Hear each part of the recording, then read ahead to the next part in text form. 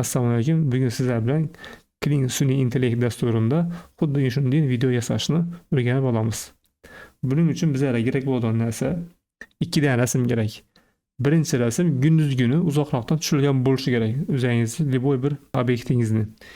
Ikkinchi rasm esa yaqinroqdan geyishda, ya'ni kun botgandan keyin qorong'i vaqtda rasmni tushirib olishingiz kerak. Shu ikki rasm asosida biz videoni yasab olamiz. Uning uchun atalgan ishingiz birinchi navbatda Kling dasturidan girasiz. Girganingizdan keyin o'ng tarafda iVideo degan bo'lim bor. Shuni o'tasiz.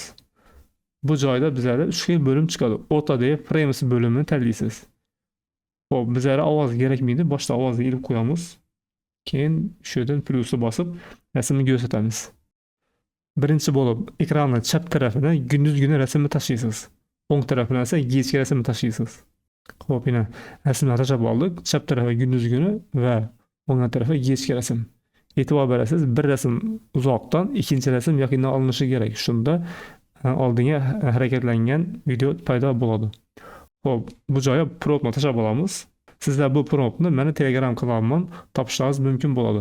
Men aytganda yana sizlar bir narsa aytib o'tayim. Men o'zimning Telegram kanalimda obunachilarim ichidan random tarzda bir dona g'olib aniqlayman va shu g'olibga men Klingda ishlatish uchun $5 tashab beraman. Ya'ni Visa kartasini $5 o'tirib beraman. Klingni o'ylab bemalol ishlatishi mumkin. Buni sharti oddiy, faqatgina men Telegram kanalimga o'tasiz va obuna bo'lib qo'yasiz. Endi aytadigan ishimiz pastda nastroyka bo'limini taxlab olamiz. Full HD qo'yamiz, 5 sekundda qo'yamiz va bir dona kopiya, ya'ni bir dona variant bersin. Bo'ldi. Agarda sizlar 10 sekundda qo'ygan bo'lsangiz, bu 2 barobar qimmatlaydi. Bizlar 10 sekund shart emas. Bu dum uzun bo'lib ketadi. 5 sekundda qo'yasiz va bu yerdan generate tugmasini bosasiz. Yana ko'rishingiz mumkin, video tayyor bo'ldi. Sizdan keyin xuddi shu tartibda chiqadi. Men aytgan usulda ishlasangiz.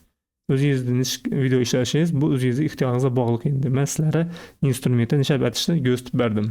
Video foydali bo'lgan bo'lsa bir like bosib qo'yasiz. Kanalga podpiska bo'lgan bo'lsangiz podpiska bosib qo'ying. Bundan keyin ham yana sun'iy intellektlar bo'yicha boshqacha video darslarni qo'yib boraman.